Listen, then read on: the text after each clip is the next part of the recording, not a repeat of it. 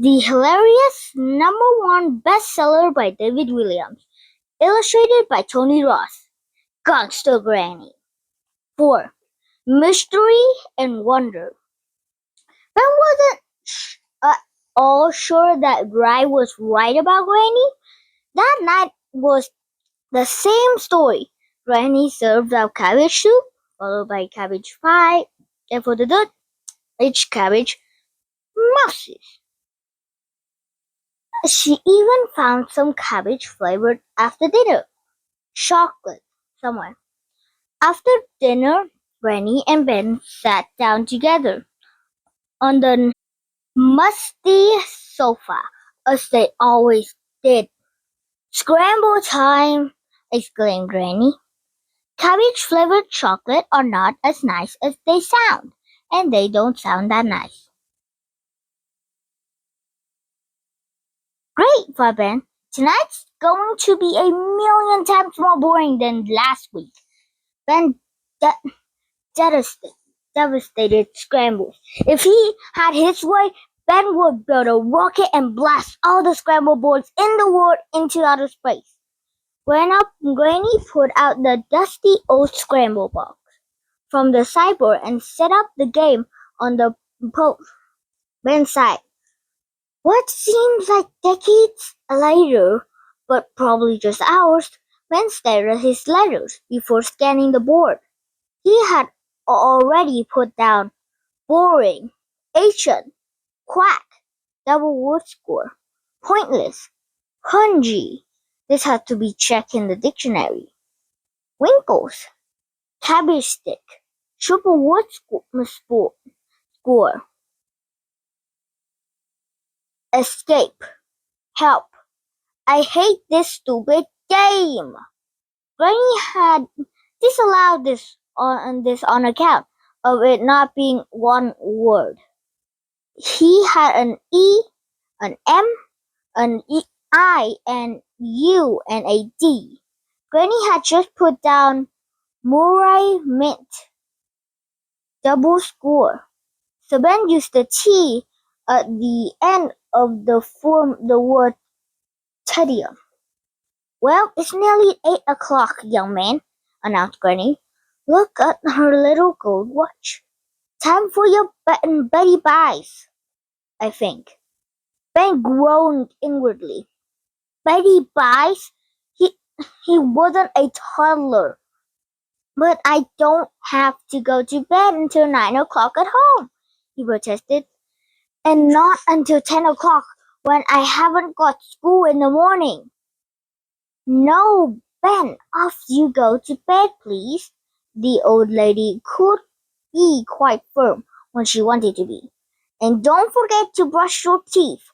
I'll be up soon to give you a bedtime story if you like. You always used to love a bedtime story." Later Ben stood at the sink in the bathroom. It was a cold, damp room with no window, and some of the tiles had fallen off the wall. There was just one sad little frayed towel and a very worn bar of soap that looked like it was half soap, half mold. Ben hated brushing his teeth, so he pretended to brush his teeth. Pretending to brush your teeth is simple. Don't tell your friends I told you this, but if you want to try it yourself, all you have to do is follow this handy step-by-step guide. Turn on the cold tap. Wet the toothbrush. Squeeze a tiny amount of toothpaste on your finger and place finger in mouth. Move the trace of toothpaste around your mouth with your tongue. Spit. Turn off the tap. See? It's so easy. Nearly as easy as brushing your teeth. Ben looked at himself in the bathroom mirror. He was 11 years old, but shorter than he wanted to be. So he stood on his tiptoes for a moment. Ben was aching to be older. Only a few more years, he thought, and he would be taller and hairier and spottier. and his Friday nights would be very different. He wouldn't have to stay at boring old grannies anymore. Instead, Ben would be able to do all the thrilling things the older kids in the town did on Friday night. Hang around with a gang of friends outside of the off license waiting for someone to tell you off. Or alternatively, sit at the bus stop with some girls in tracksuits and chew gum and never actually get on a bus. Yes, a world of mystery and wonder awaited him. However, for now, even though it was still light outside and he could hear boys in the nearby park playing football, it was time for him to go to sleep. In a hard little bed in a damp little room in Granny's run-down little bungalow that smelled of cabbage. Not just a little bit, a lot. Sighing, Ben got under the covers. Just then Granny gently opened the door to his bedroom. He quickly shut his eyes and pretended to be asleep. He lumbered over to the bed, and Ben could feel her standing over him for a moment. "I was going to tell you that bedtime story," she whispered. The old lady had often told him stories when he was younger, about pirates and smugglers and master criminals. But he was far too old for all that nonsense now. "What a shame you're asleep already," she said. "Well, I just wanted to say that I love you. Good night, my little Benny." He hated being called Benny, too. And little. The nightmare continued, as Ben sensed his granny bending over to give him a little kiss. The prickly old hair on her chin brushed uncomfortably against his cheek. Then he heard the familiar muffled quacking as her bum squeaked with every step. She squeaked her way back to the door and closed behind her, squealing the smell in. "That's it," thought Ben. "I have to escape." A little broken. 5. A little broken. Ack! Pfft! Ack! Pfft! No, reader, you haven't bought the Swahili edition of this book by mistake. That was the sound of Ben waiting for Granny snoring. She was asleep. Ack! Ack! Ben crept out of his room and made his way over to the telephone in the hall. It was one of those old-style telephones that purred like a cat when you dialed a number. "Mom," he whispered. "I can hardly hear you," she shouted back. There was a loud jazz music playing in the background. Mom and Dad were at the arena again, watching Strictly Star Dancing live on stage. She was probably drawing as Flavioli swished his hip and broke the hearts of thousands of women of a certain age. "What's the matter? Is everything alright? The old bat hasn't died, has she?" "No, she's fine, but I hate it here. Can you come and pick me up, please?" whispered Ben. "Flavio hasn't even done his second dance yet." "Please," he pleaded. "I want to come home. Granny's such a bore. It's torture spending time with her." "Speak to your dad." Ben heard a muffled sound as he passed the phone. "Hello?" shouted Dad. "Please keep your voice down."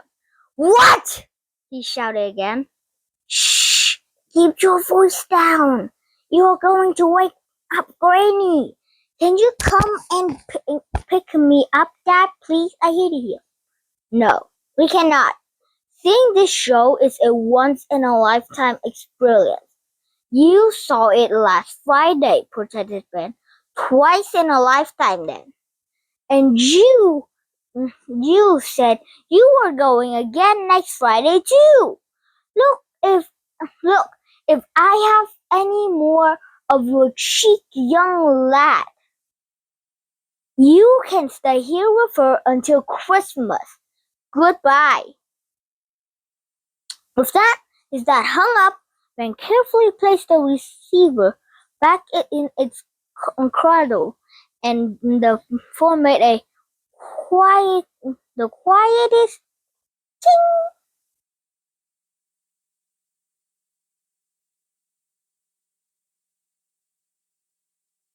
Suddenly, he noticed that Granny's snoring had stopped. Had she heard what he said? He looked behind him and thought she was. He saw her shadow, but then it was gone. It was true that Ben found her dreadfully dull, but he didn't want her to know that. After all, she was a lonely old widow, and her husband had died long before Ben was even born. Guiltily, Ben crept back to the spare room and waited, and waited, and waited for the morning. At breakfast, Granny seemed quieter, older maybe, a little broken. Her eyes looked bloodshot, as if she'd been crying. Did she hear? Thought Ben. I really hope she didn't hear. She stood by the oven as Ben sat at the tiny kitchen table. Granny was pretending to be interested in her calendar, which was pinned to the wall by the oven. Ben could tell she was pretending because there was nothing interesting on her calendar. This was a typical week in Granny's hectic, hectic life. Monday, make cabbage soup. Play scramble against yourself. Read a book. Tuesday, make cabbage pie. Read another book. Blow off. 4. Make the dish. Chocolate surprise. The surprise that it isn't made of chocolate at all. It is in fact 100% cabbage. Suck a more mint all day. She could make 1 mint last a lifetime. Still Friday. Still suck the same more mint. My wonderful grandson visits. Saturday. My wonderful grandson leaves. Have another nice sit down. Poop. Sunday. Eat roasted cabbage with braised cabbage and boiled cabbage on the side. Blow off all day. Eventually, Granny turned away from the calendar. Your mommy and daddy will be here soon, she finally said, breaking the silence. Yes, said Ben, looking at his watch. Just a few more minutes. The minute felt like hours, days, even months. A minute can be a long time. Don't believe me? Then sit in a room on your own and do nothing but count for 60 seconds. Have you done it yet? I don't believe you. I'm not joking. I want you to really go and do it. I'm not carrying on with the story until you do. It's not my time. It's not my time I'm wasting. I've got all day. Right. Have you done it now? Good. Now back to the story. Just after 11 o'clock, the little brown car pulled up in the front of Granny's house, much like a getaway driver for a bank robbery. Mom kept the engine running. She leaned over and opened the passenger door so Ben could dive in quickly, and they zoomed off. Ben trudged toward the car. Granny stood at the front door. Would you like to come in for a cup of tea, Linda? She shouted. No thanks, said Ben's mom. Quick, Ben, for goodness sake, get in. She revved the engine. I don't want to have to talk to the old dear. Shh, said Ben. She hear you. I thought you didn't like Granny, said Mom. I didn't say that, Mom. I said I found her boring, but I don't want her to know that. Do I? Mom laughed as they They sped off out of gray clothes. I won't worry, Ben. Your granny isn't really with it. She probably doesn't understand what you're saying half of the time. Ben frowned. He wasn't sure about that. He wasn't sure at all. He remembered Granny's face at the breakfast table. Suddenly he had a horrible feeling. She understood a lot more he, than he ever realized. 6. Cold, wet egg. This Friday night would have been just as spectacularly dull as the last. The band hadn't remembered to bring his amazing magazine with him this time. Once again, Mom and Dad jumped their only child at Granny's. As soon as he arrived, Ben rushed past her into a cold, damp little bedroom, shut the door, and read his copy of the latest Plumbing Weekly from cover to cover. There was an amazing guide with lots of colorful photographs showing how to install a new generation of combi boilers. Ben folded over the corner of the page. Now he knew what he wanted for Christmas. When he finished the magazine, Ben sighed and headed to the living room. He knew he couldn't stay in his bedroom all evening. Granny looked up and smiled when she saw him. "Scramble time!" she exclaimed cheerily, holding up the board. Next morning, the air was thick with silence. "Another boiled egg?" said Granny, as they sat in her run-down little kitchen.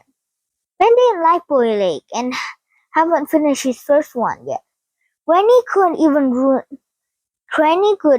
ruin food this simple. The egg always come out all watery, and the soldiers were always burnt to a cinder.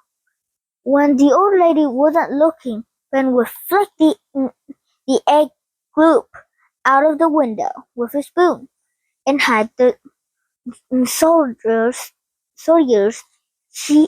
behind the radios.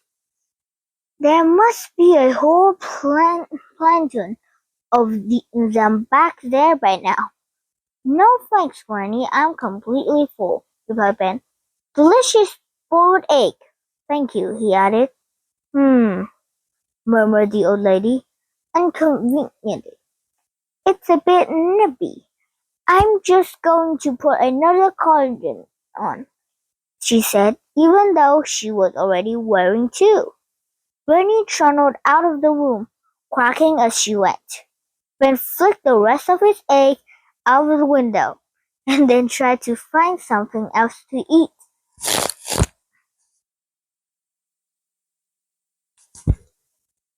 He knew that Granny had a secret stash of chocolate biscuits that he kept on the top of